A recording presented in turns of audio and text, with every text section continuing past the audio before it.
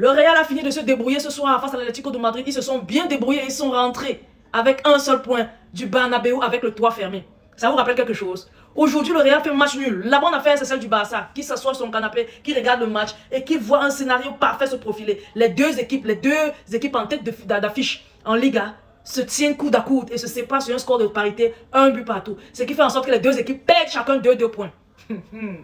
Notre adversaire de demain, parce que notre 23e journée c'est demain, notre adversaire de demain c'est Séville. Séville est actuellement 13e du classement avec 28 points seulement. Là, je suis convaincu que mon Barça va faire une toute petite bouchée de Séville demain. Je sais pas, 3, 4, 5, 6, 7 buts. Peut-être qu'on va monter en grade et on va marquer 8 buts. Mais ce qui est sûr qu'on aura les 3 points. Et on va améliorer nos nombres de points qui va quitter de 45 à 48. L'Atlético aura 49, a déjà 49. Le Real premier avec 44. Grâce à ce match nul, le Barça se rapproche de plus en plus des 2 premiers. Ça, c'était le scénario parfait pour un fan du Barça. Ne pas voir le Real continuer avec sa distance, ne pas voir l'Atlético de Madrid encore devant nous.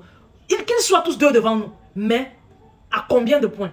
Entre le Real et le Barça, demain, il y aura 2 points de différence, 2 points d'écart. Et entre le Barça et l'Atlético, il y aura un seul point d'écart. Bon, un match, tout peut basculer. Dire que le Barça n'a pas encore joué l'Atlético et le Real. Quand on va jouer l'Atlético et on va jouer le Real, on saura ce qu'il lancera. Mais moi, je sais, vu l'état de mon Barça actuellement, on prend l'Atlético, on massacre, on prend le Real, on massacre encore. Donc les gars, aujourd'hui là, on va parler merengue. Les merengues, abonnez-vous. Abonnez-vous massivement. Je vais parler avec vous parce que vous avez trop gueulé sur la page. Si vous avez beaucoup trop gueulé, on m'a fait comprendre que le Barça durant le mois de février était un Barça fini parce qu'ils allaient affronter quoi? 2 fois Valence. Ils allaient affronter le Real Madrid. Ils allaient affronter...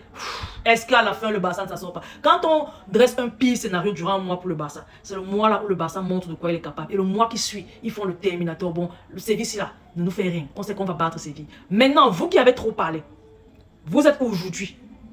Où est votre première place? Elle est menacée plus que jamais. L'Atlético de Madrid est à 1 point de vous. Le FC Barcelone est à quoi? Demain, on sera à 2 points de vous. Laissez-moi vous dire que quand le Real était à 7 points du Barça, vous nous avez dit que non, quand vous étiez à 7 ou 9 points du Real, on est venu vous rattraper, on vous a traversé. Maintenant, on est à 7 points de vous, vous ne pouvez plus rien. Voilà, j'ai répondu quoi? Rira bien qu'il regarde le dernier. Voilà donc que le Real est en train de perdre beaucoup trop de points, tout comme le Barça a fait en fin de la première partie de saison. Et le Barça est en train de rattraper son retard. Et après le match Barça-Atlético, Barça-Real Madrid, je pense que le Barça sera définitivement premier. J'ai toujours dit que celui qui commence en tête en Ligue finit en tête. C'est aussi simple que ça. Le Barça a commencé en tête pendant longtemps et c'est logique que le Barça finisse en tête. Le match s'est très bien déroulé. Pourquoi? Parce que nous, les fans du FC Barcelone, on a vu les 2 équipes qui nous empêchent actuellement de prendre la Ligue à perdre 2 précieux points chacun. Et nous, on se frotte les mains en se préparant pour notre match de demain. Ce qui est sûr est qu'on va gagner notre match de demain et ça fera l'affaire parfaite. Franchement, je suis ravi de l'Atlético de Madrid parce qu'ils ont très bien joué. Ils ont mené le Real Madrid. Ils ont poussé le Real Madrid aux fautes. Et ils ont vraiment fait souffrir le Real Madrid. On va me dire que le Real Madrid n'est pas complet. Mais c'est le football. C'est le football. L'année passée, quand le Barça n'était pas complet, l'année il y a 3-4 ans, quand le Barça joue avec une équipe digne de 2e ou 3e division, personne ne s'est plaint. Aujourd'hui, ne vous plaignez pas. C'est le football. Vous n'avez qu'à employer un meilleur préparateur physique pour vos joueurs. C'est aussi simple que ça. Ça fait partie du football. Donc les gars, ne venez pas en commentaire nous dire que c'est parce que X ou Y est blessé. Non, non, non, non, non. On ne va pas accepter ça. C'est votre niveau. C'est votre niveau, c'est le niveau du Real, c'est tout ce que le Real peut faire. Se débrouiller et rentrer seulement avec 2 points. Vous allez nous dire que nous on a perdu, on a perdu, oui on a perdu face à l'Atlético de Madrid. C'est pas grave. Ce même Atlético de Madrid est en train de vous faire ça dur. Ce qu'ils vous ont fait au match aller, ils ont refait ça au match retour et en mieux. Les gars, partagez la vidéo au maximum, laissez vos différents avis en commentaire et n'oubliez pas de mettre un like, ça aide pour le référencement de la vidéo. Pour ceux qui ont regardé jusqu'ici, le nom de la page a changé et c'est une erreur.